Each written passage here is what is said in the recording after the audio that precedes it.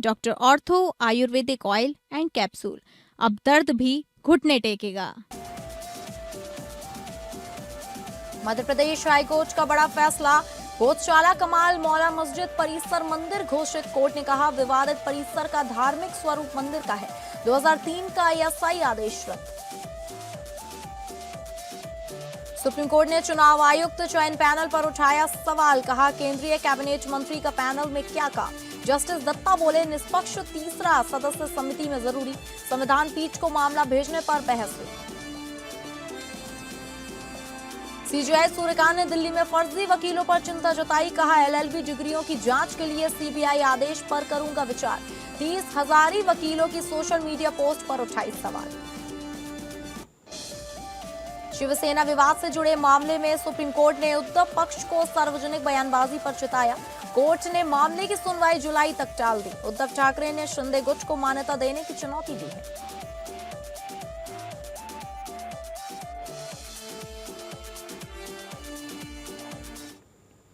नमस्कार, मैं हूं आपके साथ शालिनी राणा। लोकप्रिय कानूनी प्रोग्राम लीगल हेल्पलाइन में आपका स्वागत है। इसमें हमारे कानूनी विशेषज्ञ रोजमर्रा की जिंदगी की समस्याओं से जुड़े कानूनी मसलों पर आपकी शंकाओं का समाधान करते हैं। आप भी इस प्रोग्राम से जुड़ सकते हैं और फोन करके कानूनी राय ले सकते हैं। आज हम आपको मुस्लिम महिला उसके विवाह पर अधिकारों के संरक्षण अधिनियम के बारे में बताएंगे। इन तमाम पहलुओं की ज्यादा जानकारी देंगी हमारी आज की कानूनी विशेषज्ञ अधिवक्ता बबीता झा जी। बबीता झा जी, आपका बहुत बहुत स्वागत है लीगल हेल्पलाइन में। तो दर्शकों, अगर आपका इस मसले पर कोई सवाल है तो आप फोन करके राय ले सकते हैं। हमारे फोन नंबर्स हैं 01206127 हमारा दूसरा फोन नंबर है 01206127 वापस चलेंगे हमारी आज की कानूनी विशेषज्ञ अधिवक्ता बबीता झा जी के पास। और मैम, आपसे जानना चाहेंगे कि मुस्लिम महिला उनके विवाह पर अधिकारों के संरक्षण अधिनियम की धारा 3 के अनुसार तलाक की कौन सी विधि इस अधिनियम के तहत शून्य और अवैध घोषित की गई है और इसके प्रमुख तत्व क्या हैं? आमतौर पर इसको जो बोलते हैं, इस एक्ट को बोलते हैं ट्रिपल तलाक एक्ट बोल देते हैं। और इसको जो तलाक का जो अवैध और वॉइड जिसे कहेंगे मतलब शून्य घोषित किया गया है उसको ट्रिपल तलाक बोलते हैं। लेकिन यह जानना जरूरी है कि ट्रिपल तलाक के भी 2 फॉर्मेट होते हैं। और एक जो सबसे ज्यादा मान्य है, जिसको रिकॉग्निशन मिला है इस्लामिक विद्वानों द्वारा, वो कहा जाता है कि आप 3 बार में बोलिए, जो कोशिश करके मतलब जहाँ पर कि रिकॉन्सिलिएशन कर ले, जो प्रोसीजर होता है उसको फॉलो करने का टाइम मिले। मतलब सोच समझ के कि शादी कोई बच्चों का खेल नहीं कि आपने तुरंत जब चाहा तो किया कि एक बार, इसलिए 3 बार में ट्रिपल तलाक को 3 बार में तलाक बोलना चाहिए। एक वो प्रोसीजर है, तो उसको इसमें नहीं रोका गया है। इसमें ट्रिपल तलाक जो इंस्टेंटली बोल देते हैं, ये बहुत ज्यादा रिकॉग्नाइज नहीं था, लेकिन हाँ प्रैक्टिकल में था, प्रैक्टिस में था, अभी भी है बहुत जगह पर। तो इसके लिए कहा गया कि इंस्टेंटली जो एक ही सिटिंग में 3 बार बोल देते हैं, इवन कि इसके लिए किसी गवाह की वाइफ कोई ग्राउंड बताने की कि मैं तुम्हें डिवोर्स क्यों दे रहा हूँ, ये बताने की जरूरत नहीं है, केवल तलाक कह देना ही काफी होता था। और उसके लिए अब वाइफ को छोड़ दिया जाएगा, फिर उसके बच्चों का क्या होगा, कुछ भी जरूरत नहीं थी। हस्बैंड का मन हुआ, उन्होंने 3 बार कह दिया। और इसके लिए जो सुप्रीम कोर्ट में जो डिसीजन दिया गया था और कहा गया था, वो था एक सारा बानो केस। उसमें यही हुआ था कि 14 साल की मैरिज थी, 2 बच्चे थे। वाइफ का कहना था कि मुझ पर डोमेस्टिक वायलेंस या टॉर्चर किया जा रहा है मुझे डाउरी के लिए। लेकिन हस्बैंड ने लेटर लिख के, 2 गवाहों की उपस्थिति में लेटर लिख के उसको डिवोर्स दे दिया। कोई ग्राउंड नहीं बताया गया, बच्चों को भी अपने पास रख लिया, बच्चों की कस्टडी भी नहीं दी गई। तो ऐसे में विमेन बिल्कुल हेल्पलेस हो जाती है। किसी को भी अब एक अनसर्टेनिटी बनी रहती है कि कभी आप मैरिज से बाहर कर सकते हो विदाउट उसको कोई भी प्रोविजन दिए हुए, कोई भी मेंटेनेंस, बच्चों का कस्टडी, एक डर में जीती है। तो ये जो रोका गया है वो इंस्टेंट ट्रिपल तलाक जो एक ही बार में बोल देते थे, उसको रोका गया है। वो इनवैलिड है, वो वॉइड है और इलीगल है। और साथ ही इसके तीनों फॉर्म, मतलब या तो आप लिखित रूप से दे रहे हो या ओरली बोल के दे रहे हो, या आजकल इलेक्ट्रॉनिक मीडियम से भी दिया जाने लगा था, जैसे SMS से, व्हाट्सएप से, मेल से। इन सभी फॉर्म को इसके द्वारा रोका गया है। तो 1919 का जो ये एक्ट है उसका मेन पर्पस यही था कि वुमेन्स का जो राइट है जी उसको प्रोटेक्ट करना और उसको इस टाइप से बिल्कुल जो बैलेंस बनाना एक तरह से। अभी तक जो था कि टोटली हस्बैंड का मर्जी था, यहाँ पर थोड़ा सा वाइफ को भी प्रोटेक्ट करने की कोशिश की गई है। बाकी सारे जो ट्रेडिशनल मुस्लिम फॉर्म है तलाक की वो सभी इंटैक्ट है, वो अभी भी प्रचलन में। जी इस पे आगे मैं आपसे जानना चाहूँगी कि इस अधिनियम के तहत 3 तलाक देने वाले पति के लिए धारा 4 में क्या दंड का कोई प्रावधान है और इस पर क्या जुर्माना और कारावास की दोनों सजाएं शामिल हैं? ये दोनों ही सजाएं शामिल है। सजा जो है 3 साल तक की हो सकती है, जुर्माना भी हो सकती है, जो उनकी स्टेटस देख के मजिस्ट्रेट जो उनको डिसाइड करे। यहाँ पर एक चीज इम्पोर्टेंट है लीगली कि यहाँ पर 2 वर्ड यूज किया गया है कि वॉइड का मतलब होता है कि ऐसा तलाक जो इंस्टेंट दिया जाता है वो आपको वॉइड हो जाएगा। वॉइड मतलब लीगली उसको तलाक नहीं माना जाएगा। और फिर कहा गया इलीगल है। तो अगर हम किसी चीज को कहते हैं वॉइड है मतलब वो एक्ट हुआ ही नहीं, हस्बैंड ने तलाक दिया लेकिन तलाक जब हुआ ही नहीं तो फिर आप उसको इलीगल कैसे कह सकते हो। इसलिए लॉ में ही प्रोविजन कर दिया गया है कि आपने जो तलाक दिया उसके लिए आपको पनिशमेंट मिलेगा, लेकिन इस तलाक को हम लॉ जो है तलाक नहीं मानेगी और इसके लिए उसका जो वाइफ का राइट है वो उसका बना रहेगा। तो इसके लिए पनिशमेंट भी होगा। आपने जो दिया उस काम के लिए पनिशमेंट, लेकिन आपके काम का कोई लीगल एक्शन नहीं होगा। और इसी के लिए इसका विरोध भी हो रहा था कि अगर आप एक तरफ से कह रहे हो तो हस्बैंड मेंटेनेंस भी दे, पेनाल्टी दे, जेल दे दो, चलो उसको सजा है जी लेकिन अगर आप कह रहे हो कि वॉइड है और उसको फिर मेंटेनेंस भी दे, उसको आप जेल ही भेज दे रहे हो। तो अगर हस्बैंड ने वाइफ को इंस्टेंट तलाक दिया है, पुलिस उसको जेल भेज देती है, तो फिर वाइफ को मेंटेन कौन करेगा। इस ग्राउंड पर भी एक इसका जो विरोध किया गया था उसका ये भी ग्राउंड था। और तो आपने पूछा कि हाँ उसको पनिशमेंट दिया जा सकता है, हालांकि एक्ट उसका हुआ नहीं, डिवोर्स हुआ नहीं माना जाएगा, वाइफ को प्रोटेक्शन मिलेगा, लेकिन उसको हस्बैंड को चूंकि उसका काम इलीगल है जैसा कि सेक्शन 3 में बताया गया है, इसलिए उसको पनिशमेंट भी मिलेगा और पेनाल्टी भी देनी पड़ेगी। और पेनाल्टी और मेंटेनेंस अलग चीज होता है। मेंटेनेंस जो वाइफ को देगा वो अलग चीज है, सिविल रेमेडी है, जी और पेनाल्टी जो एज ए पनिशमेंट उसको भी दिया जाएगा। जी जी। आगे मैं आपसे जानना चाहूँगी कि इस अधिनियम की धारा 5 के अनुसार 3 तलाक से पीड़ित मुस्लिम महिला भरण पोषण की हकदार कैसे बनती है और भरण पोषण की राशि कौन तय करता है? भरण पोषण जैसा कि इसका जो सबसे बुरा यही था कि कोई रिमेडी ही नहीं थी वाइफ को। अचानक किसी का मर्जी हुआ, उसने डिवोर्स दे दिया, तलाक दे दिया। तो उसको इसका मेन पर्पस यही है कि वाइफ को कुछ रिमेडी मिले, उसका वाइफ का जो राइट है वो मिले। मेंटेनेंस का राइट जो है मुस्लिम पर्सनल लॉ में भी है और जो CRPC या BNSS में है उसके अंदर भी है, मिला है वाइफ को। लेकिन इस तलाक में भी अगर उसको मेंटेनेंस का वाइफ है राइट है वाइफ को, और लेकिन मेंटेनेंस कितना दिया जाएगा, क्योंकि हर वाइफ के हस्बैंड का जो सिचुएशन होता है, जितनी उनकी कैपेसिटी होगी, फाइनेंशियल कैपेसिटी होगी, उसके अकॉर्डिंग ही होगा। तो ये जो अदर लॉ है वहाँ भी न्यूट्रल लॉ है, कॉमन लॉ है, उसी की तरह यहाँ भी जो मजिस्ट्रेट होता है उस एरिया का वो डिसाइड करेगा दोनों को पक्ष को देख के, कि दोनों की कंडीशन को देख के, सिचुएशन को देख के, फाइनेंशियल और जो रिक्वायरमेंट है उनकी, कि उनको देखकर कि वो डिसाइड करेगा कि कितना अमाउंट होना चाहिए मेंटेनेंस के लिए।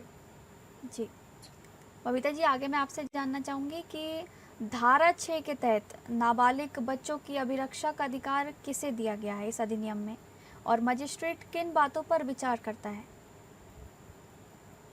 जी, यहाँ पर ये नहीं कहा गया है कि अभिरक्षा माता को दिया गया है, पिता को, ऐसा क्लियर नहीं किया गया है। लेकिन अगर वाइफ चाहे तो, ये सेक्शन स्पेसिफाई करता है, वाइफ चाहे तो वो कस्टडी ले सकती है, जैसा कि इस सारा बानो केस में हुआ था, जिससे पूरा केस ये चला।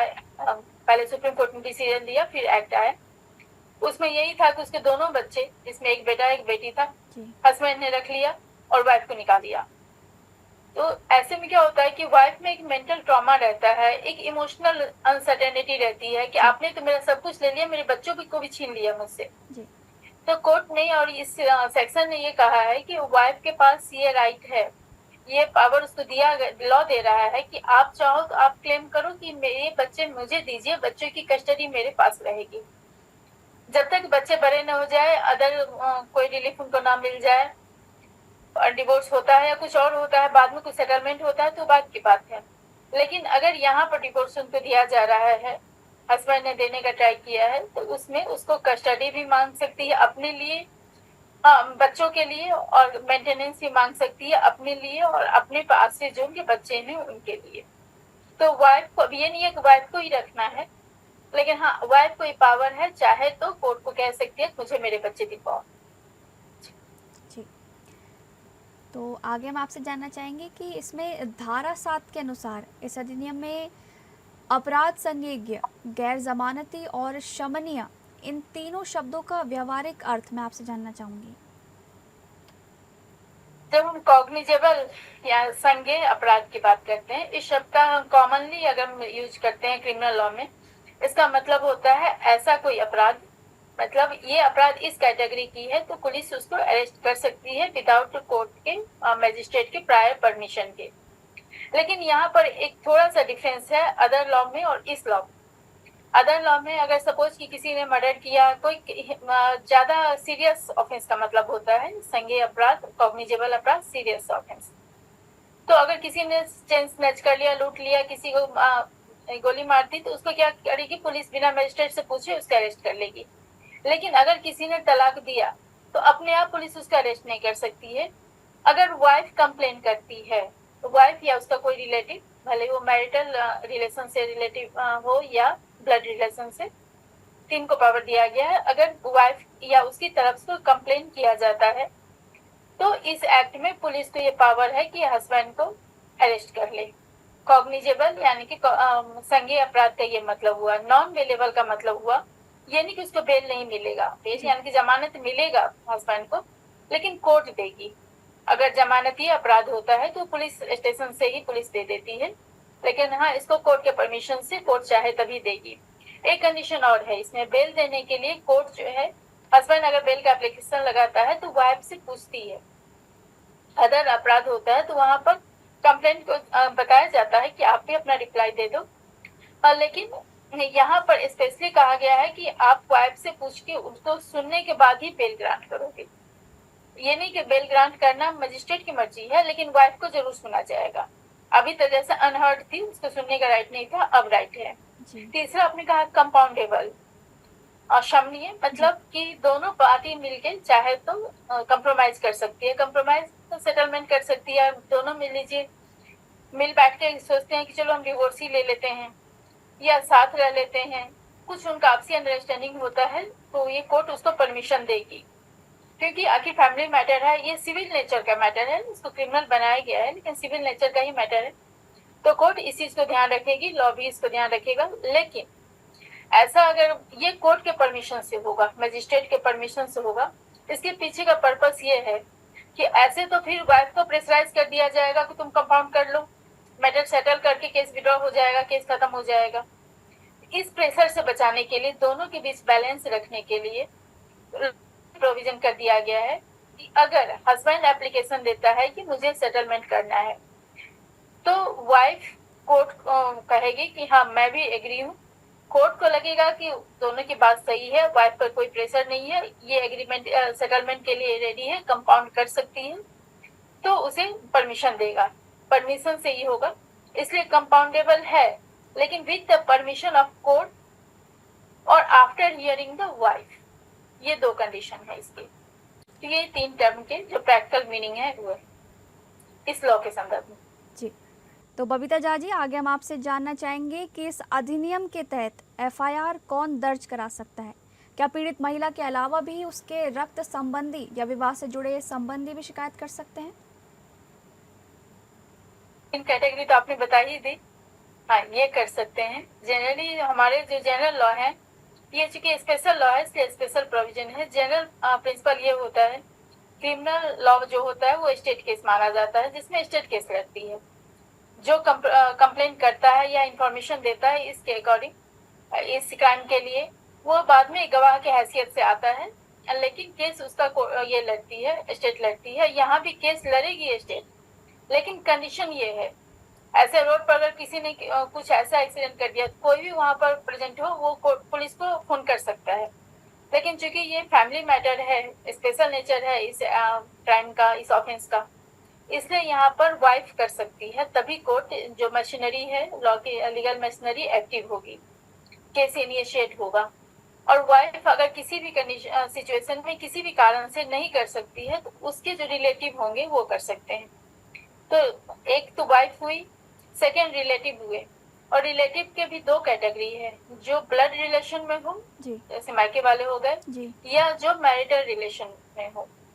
तो ये दो जो रिलेटिव के कैटेगरी हैं, ये दोनों भी, यानी कि वाइफ या वाइफ के बिहाफ पे उनके कोई रिलेटिव कर सकते हैं। अगर वो कंप्लेन होती है, उसके बाद जो लॉ एक्टिवेट हो जाएगा। जी, आगे मैं आपसे जानना चाहूँगी कि अगर पति और पत्नी समझौता करना चाहें तो धारा 7 उपधारा सी के तहत अपराध कंपाउंडेबल होने की क्या शर्तें हैं? समझौता करने का अधिकार किसके पास होता है? जैसा कि पहले वाले क्वेश्चन के जवाब में बताई थी कि समझौता हो सकता है, कंपाउंडेबल है, ये बनाया गया है, इसको स्पेशली बनाया गया है, कंपाउंडेबल है। लेकिन चूंकि यहाँ पर बैलेंस रखना है, लॉ में भी विमेन के जो भी है कि फैमिली भी बनाने पर जोर देना है, उसको भी बनाए रखना है, उनका जो राइट है उसको भी प्रोटेक्ट करना है, और हस्बैंड के साथ भी कुछ गलत ना हो। इसलिए ऐसा नहीं कि हस्बैंड को जेल में ही रख दिया जाएगा, उनको फिर से कोई फैमिली सेटल करने का मौका नहीं दिया जाएगा। इसलिए इसको थोड़ा सा बैलेंसिंग तरीके से अप्रोच रखा गया है कि कोर्ट अगर हस्बैंड कहता है, हस्बैंड एप्लीकेशन लगाएगा, प्रोसीजर ये है कि हस्बैंड कहता है कि मैं सेटलमेंट करना चाहता हूँ, मैं अपनी वाइफ को साथ रखना चाहता हूँ, मैं अपने जो मैंने डिवोर्स दिया था उसको वापस ले रहा हूँ, या जो भी है अपनी गलती माफी मांग रहा हूँ, फिर हम साथ रहना चाहते हैं, या मेरी वाइफ भी मुझसे अब डिवोर्स लेना चाहती है, कुछ भी है, आपस में हमारी अंडरस्टैंडिंग हो गई है हमारी, हम सेटलमेंट कर रहे हैं। तो कोर्ट जो है वो कोर्ट को, हस्बैंड कोर्ट को देगा, मतलब मजिस्ट्रेट कोर्ट को, मजिस्ट्रेट वाइफ को बुलाएगा और पूछेगा कि क्या तुम सेटलमेंट के लिए, तुम कंपाउंड करने के लिए एग्री हो। वाइफ अपनी बात कहेगी। इन दोनों बातों को, वाइफ की बात को सुनने के बाद मजिस्ट्रेट को अगर लगे कि इसकी बात सही है, मुझे परमिशन देना चाहिए, बात ही नहीं है परमिशन देने के लिए मजिस्ट्रेट, लेकिन ऐसा डिसीजन वो अपने मन से नहीं ले सकता है, वाइफ को सुनने के बाद ही लेगा। तो ये दो स्पेशल कंडीशन है जो इसमें मेंशन किया गया है सेक्शन 7(3)(c) में, कि वाइफ को सुनेगा और मजिस्ट्रेट के परमिशन से, विदाउट परमिशन नहीं। ये नहीं कि हम दोनों, जैसे कि सिविल मैटर होते हैं, लोग सेटलमेंट करके कोर्ट के पास पहुंच जाते हैं, लीजिए जी हमने सेटल कर लिया, अब हम केस विड्रॉ कर रहे हैं।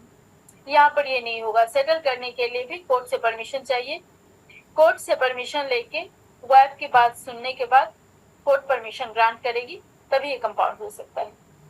जी, अब मैं आपसे जानना चाहूँगी कि 3 तलाक को आपराधिक बनाने के पीछे सुप्रीम कोर्ट के शायरा बानो बनाम भारत संघ 2017 केस का क्या योगदान था? इस फैसले ने कानून की पृष्ठभूमि कैसे तैयार की? शायरा बानो की शादी 2001 में हुई थी, डेट मुझे याद नहीं है, 2001 में हुई थी। उसके 2 बच्चे हुए, लेकिन उसका जो शायरा बानो का कहना था कि उसका अपने ससुराल वालों और हस्बैंड से नहीं बन रहा था, क्योंकि वो लोग दहेज के लिए उसको टॉर्चर करते थे। इसी बीच 2 बच्चे हुए। शादी के 14 साल के बाद, 14-15 साल जब हो गया, हस्बैंड ने एक लेटर लिख के केवल कह दिया कि मैं तुम्हें तलाक दे रहा हूँ, एक ही बार में 3 तलाक हो गया, अब तुम मेरे घर से निकलो। उस समय उसको न कोई ग्राउंड बताया गया और न ही वो वहाँ प्रेजेंट भी नहीं थी, लेटर से लिखा गया था। हाँ, 2 गवाह थे, हस्बैंड ने जब प्रोनाउंस किया 2 गवाह थे इस्लामिक लॉ के हिसाब से, लेकिन ये ट्रिपल तलाक जो था एक साथ ही कहा गया था। तो वाइफ ने सुप्रीम कोर्ट में इसको ये ग्राउंड लिया कि ये जेंडर बायस्ड है, हस्बैंड को तो आपने सारे राइट दे दिए। तो यहाँ पर 2 चीज आ गया कि इस्लामिक लॉ कह रहा है, लेकिन ये तो हमारा जो सेक्शन आर्टिकल 14 है वो तो मुझे इक्वालिटी का राइट दे रहा है, एज ए वीमेन मुझे भी तो राइट मिल रहा है, कंपैरिजन जैसा मेन को राइट है वैसा मुझे भी है, तो मेरे राइट को वायलेट कर रहा है। तो सुप्रीम कोर्ट में इसमें कई चीजें आई। हस्बैंड की तरफ से ये कहा गया है कि ये कस्टमरी लॉ है, इस्लामिक लॉ के हिसाब से हमारा पर्सनल लॉ है ये, इसमें कोर्ट इंटरफेयर नहीं कर सकती है। कोर्ट ने इसमें बहुत सारे इश्यूज फ्रेम किए, इसमें जो क्वेश्चन थे वो फ्रेम हुए लीगल क्वेश्चंस। फाइनली कोर्ट ने ये माना है कि हाँ ठीक है, आपको दिया गया है और अपने धर्म मानने का अधिकार कॉन्स्टिट्यूशन देता है, लेकिन यहाँ पर क्या धर्म का ये जो बेसिक पार्ट है ये ट्रिपल तलाक, तो इसमें बहुत सारे माना गया, बहुत सारे एग्जांपल देखे गए, बहुत सारे साइटेशन दिए गए कि खुद इस्लामिक के जो विद्वान है स्कॉलर्स ने ये कहा था कि ट्रिपल तलाक का मतलब तुरंत एक साथ ही 3 तलाक देना, ये इसको बहुत ज्यादा मान्यता नहीं मिली हुई है। इसको इस्लामिक स्कॉलर ने खुद भी इसका विरोध किया है, इसलिए ये इस्लाम का बेसिक कोई रूल नहीं है जिसको फॉलो नहीं किया जाए। इवन कि खुद इस्लामिक विद्वान कहते हैं कि 3 तलाक का मतलब है 3 अलग अलग हो, जबकि वाइफ का पीरियड हो रहा हो वैसे समय को काउंट किया जाता है 1 मंथ के हिसाब से। तो 3 बार इसको अगर रिपीटेट नहीं किया जाए 3 महीने के अंदर तब ये फाइनल माना जाता है। तो एक प्रोसीजर एस्टेब्लिश है जिसको कि ज्यादा विद्वानों ने थ्योरेटिकली मान्यता दिया है। तो ये इस्लामिक का कोई ऐसा बेसिक लॉ नहीं है कि जो हमको फॉलो करना, आपका अगर हम इसको तोड़ते हैं तो आपका जो बेसिक राइट है रिलीजन को मानने का वो इन्फ्रिंज होता है। दूसरी बात था प्रैक्टिकल ये देखा गया कि बहुत सारे इस्लामिक कंट्री में भी जी मैम, इस समय की ट्रिपल पाबंदी की ट्रिपल वजह तलाक को से नहीं माना गया है। समय की पाबंदी की वजह से मैं आपको यहाँ पर रोकना चाहूँगी। फिलहाल बबीता जी झा जी, आपका बहुत बहुत शुक्रिया मुस्लिम महिला के विवाह पर अधिकारों के संरक्षण के अधिनियम के बारे में तमाम जानकारी हमारे दर्शकों तक साझा करने के लिए।